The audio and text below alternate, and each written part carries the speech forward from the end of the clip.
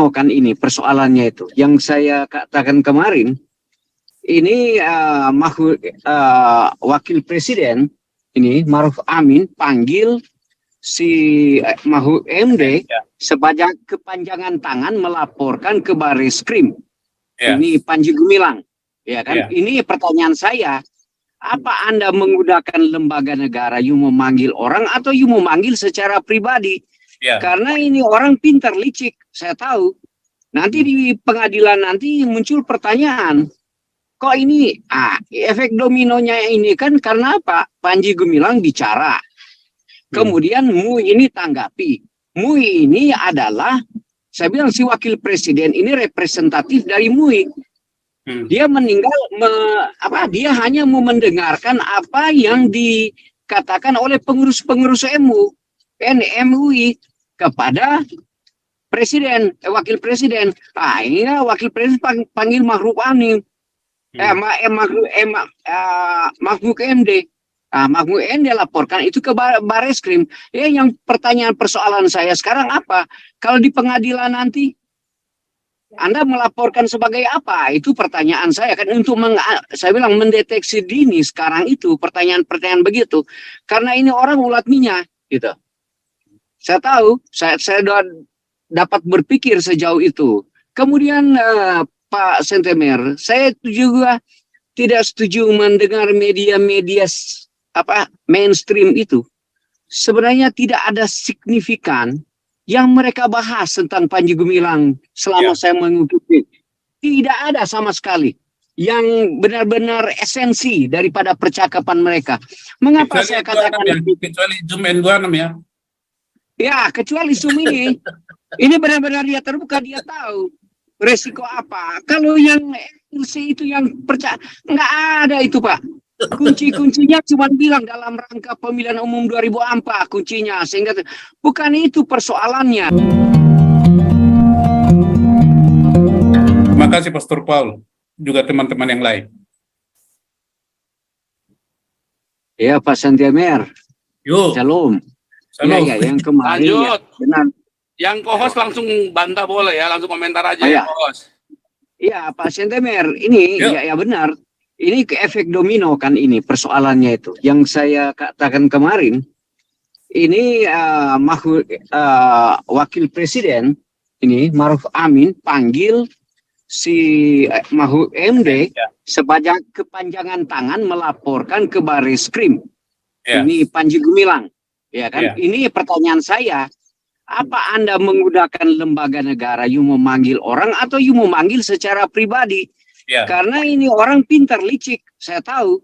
Nanti di pengadilan nanti muncul pertanyaan, kok ini efek dominonya ini kan karena apa? Panji Gumilang bicara, kemudian MUI ini tanggapi. MUI ini adalah, saya bilang si Wakil Presiden ini representatif dari MUI. Dia meninggal, dia hanya mau mendengarkan apa yang dikatakan oleh pengurus-pengurus MUI kepada Presiden, Wakil Presiden. Ini Wakil Presiden panggil Maruf Amin, Mahfud MD. Mahfud MD laporkan itu ke Barreskrim. Yang pertanyaan persoalan saya sekarang apa? Kalau di pengadilan nanti Anda melaporkan sebagai apa? Itu pertanyaan saya kan, untuk saya bilang mendeteksi dini sekarang itu pertanyaan-pertanyaan begitu. Karena ini orang ulat minyak gitu. Saya tahu, saya dapat berpikir sejauh itu. Kemudian Pak Sentemer, saya juga tidak setuju mendengar media-media mainstream itu. Sebenarnya tidak ada signifikan yang mereka bahas tentang Panji Gumilang selama saya mengikuti. Tidak ada sama sekali yang benar-benar esensi daripada percakapan mereka. Mengapa saya katakan kecuali Zoom N26 ya? Ya, kecuali Zoom ini. Ini benar-benar dia terbuka, dia tahu resiko apa. Kalau yang LC itu yang percaya, nggak ada itu Pak. Kunci-kuncinya cuma bilang dalam rangka pemilihan umum 2004 kuncinya, sehingga bukan itu persoalannya. Ya, kemudian Pak, saya mau jawab Pak siapa tadi yang mengatakan negara kita mau arahkan ke mana? Saya nggak tahu ini Bapak belajar Pancasila, Undang-Undang Dasar 45, atau dia belajar tentang tujuan negara Republik Indonesia. Negara kita apa? Ya, maksud saya begini, saya bukan mau menggurui karena kami diajarkan bagaimana mau menciptakan masyarakat adil dan makmur didasarkan Pancasila, ya kan, dan Undang-Undang Dasar. Kemudian itu sudah tertanam bagi kita. Mau menciptakan keadilan, kebenaran di negara kita. Ya, dari ekspresi ini, ya dari ungkapan ini, ini yang kita mau sampaikan. Kenapa negara kita tidak makmur? Ini mengarahkan, apa sih maksudnya kita mau berbicara? Berarti mau mengarahkan negara ini lebih makmur, lebih sejahtera, dan tidak ada diskriminasi. Ini tujuan kita, ya. Pak siapa itu, cuma penjelasan mesti berpikir, itu dasar berpikir saya. Kenapa kita berkoar-koar di sini, ya itu. Mau menciptakan masyarakat adil dan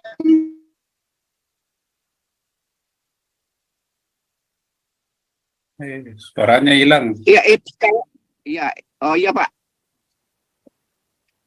Thank you Pak, thank you. Suaranya hilang-hilang. Pak Santiamer, tolong dilihat WA. Oke.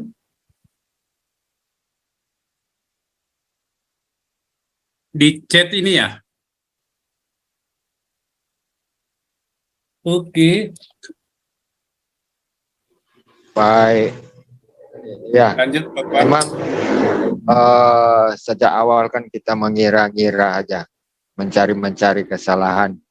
Itu memang kalau mau diperiksa ya memang jelas ya. Namanya juga keuangan. Dan memang ada berita terbaru itu yang saya kirim ke Pak Santiamer. Yaitu terjadi di daerah saya ini.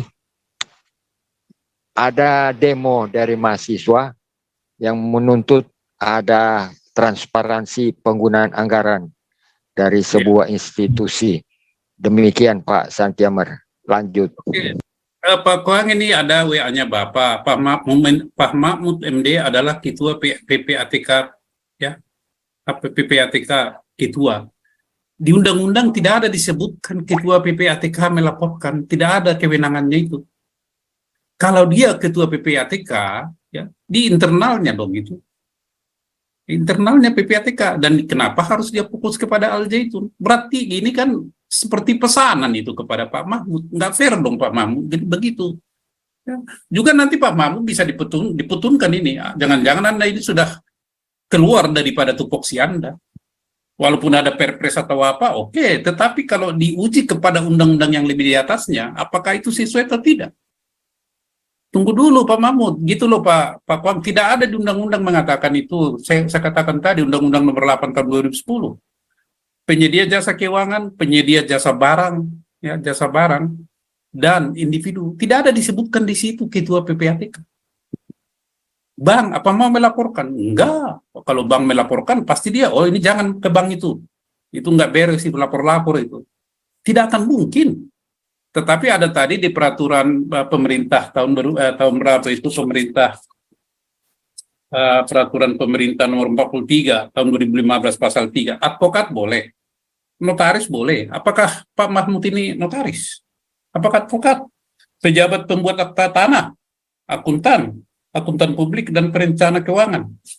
Bukan. Jadi kita terbuka peluang, ya, kita melalui misalnya ada akuntan di sini, ada akuntan publik, ada notaris, ada advokat, laporkan. Mari, banyak notaris kan, banyak advokat, berhak itu mereka melaporkan. Tolong itu MU itu diaudit, itu dibongkar, itu PPATK itu diminta itu kepada PPATK, tolong itu dianalisa semua itu transaksi keuangan di sana selama 5 tahun terakhir ini. Coba PPATK melayani enggak? Kalau kita tidak melayani, makin asik permainan ini bro. Mari kita mainkan, mari kita bongkar. Emang siapa mereka? Kita tetap pada posisi rakyat. Rakyat adalah pemegang tertinggi kedaulatan di negara ini. Bukan menteri, bukan ketua MPR, bukan ketua DPR, bukan presiden, bukan ketua MK, bukan ketua MA, bukan jaksa agung, bukan Polri, bukan TNI. Rakyat. hal khusus adalah TNI, karena TNI lahir dari rakyat. Cuma TNI ini kan masih lihat-lihat. TNI itu lahir dari rakyat. Polri belum tentu lahir dari rakyat itu. Apalagi MK, apalagi MA. Itu bentukan parpol semua itu. Jadi jangan menjauh dari TNI, dan kita berharap TNI tetap berpihak kepada rakyat. Karena TNI lahir dari rakyat, untuk rakyat, dan oleh rakyat. Tanpa rakyat itu TNI tidak bisa apa-apa itu. Begitu Pak Kuang, terima kasih. Ya, kalau ini Pak Ketua, kalau mengenai peraturan undang-undang tentang pengumpulan dana dari masyarakat, itu kan ada aturannya bahwa harus diaudit. Kan ada peraturannya itu Pak Ketua? Ya ada, tetap pajak sesuai dengan aturan. Di mana rakyat punya kontrol tentang ini? Mestinya kan DPR. Tetapi DPR apa berani? Yang ketuanya kok. Nah, jadi soal pajak juga banyak. Kita akan cek nanti di mana ini rakyat ini bisa masuk mempermasalahkan itu. Bukan kita dendam. Buka dong. Transparan dong. Siapa punya tanah sekian ratus ribu hektar, dia bayar PBI enggak itu? Dia bayar enggak PBB-nya? Dia punya sertifikat enggak itu? Tanah siapa itu? Masa seseorang bisa memiliki lahan di Indonesia ini sampai ratusan ribu hektar, sementara banyak petani di sana untuk 5.000 meter persegi aja untuk mencari hidupnya itu tidak ada. Di mana itu keadilan itu? Ya ini sudah agak menyimpang, tapi nanti itu sisi yang lain mungkin untuk kalau misalnya sudah melebar ini kita tetap pada koridor menuntut keadilan dari aspek keuangan. Begitu Pak Kuang, terima kasih Pak. Baik, ya di pencerahan ya bagi kita. Jadi iya setahu saya emang setiap organisasi atau apa yang mengumpulkan dana dari masyarakat itu sudah aturan bakunya harus transparan ya.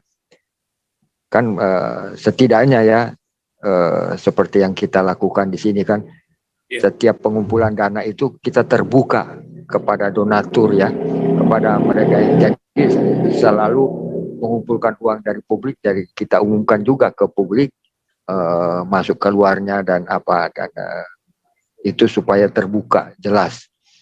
Makanya banyak terjadi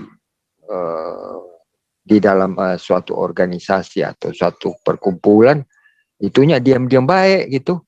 Jadi dapat iya kan ya saya sih nggak berbicara secara spesifik, tapi faktanya kan begitu ya.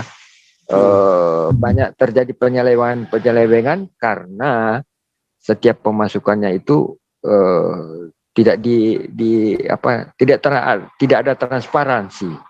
Jadi dana yang masuk berapa, yang keluar berapa, digunakan untuk apa, semua secara tertutup.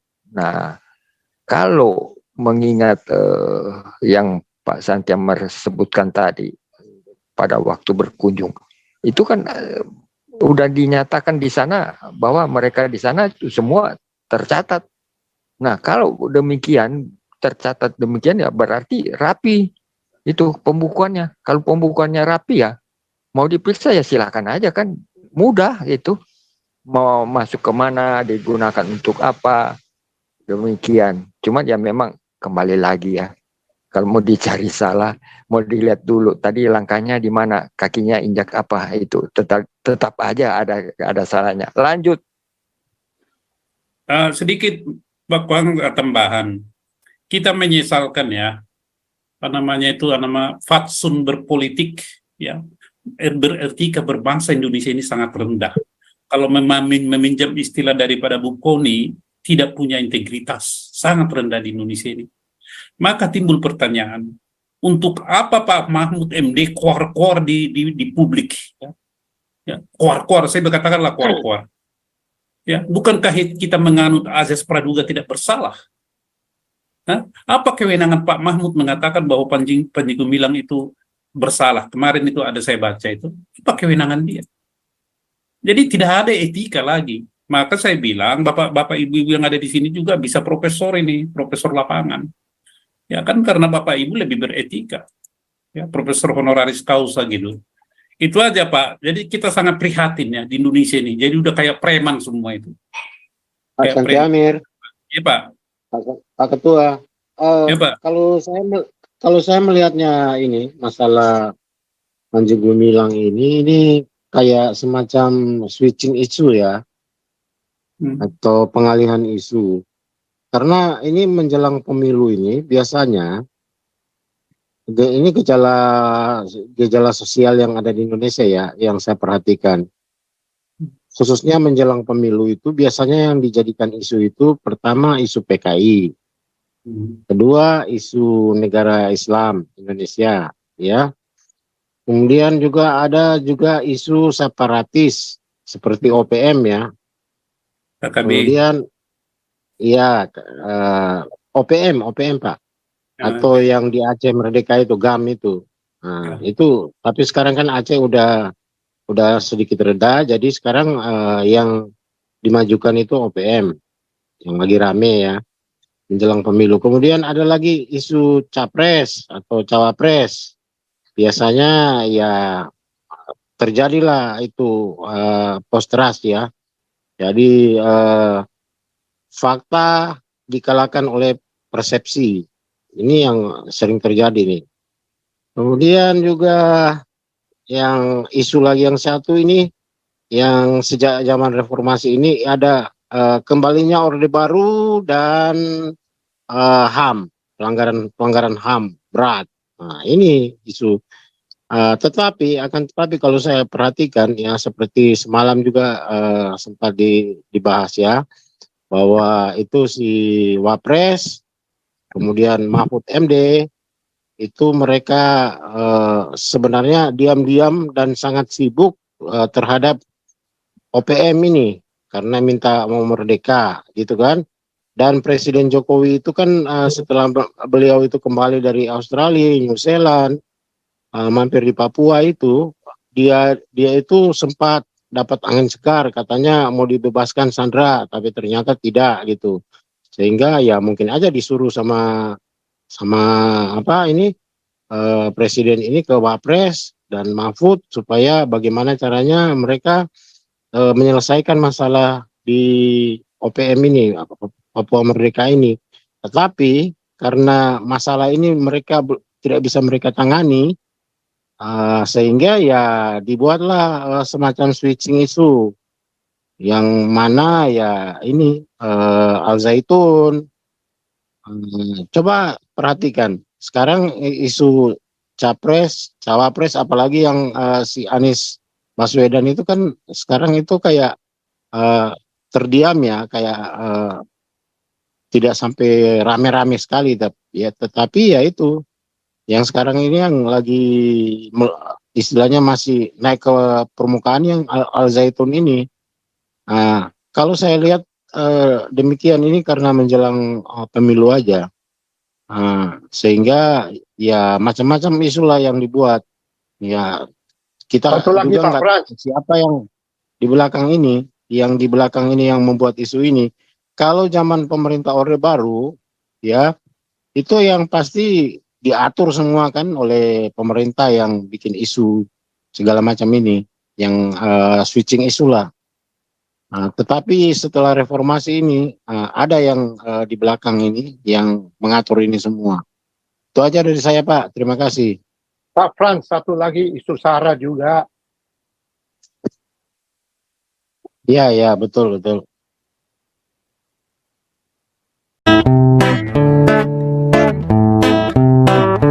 Kau bilang kau menang debat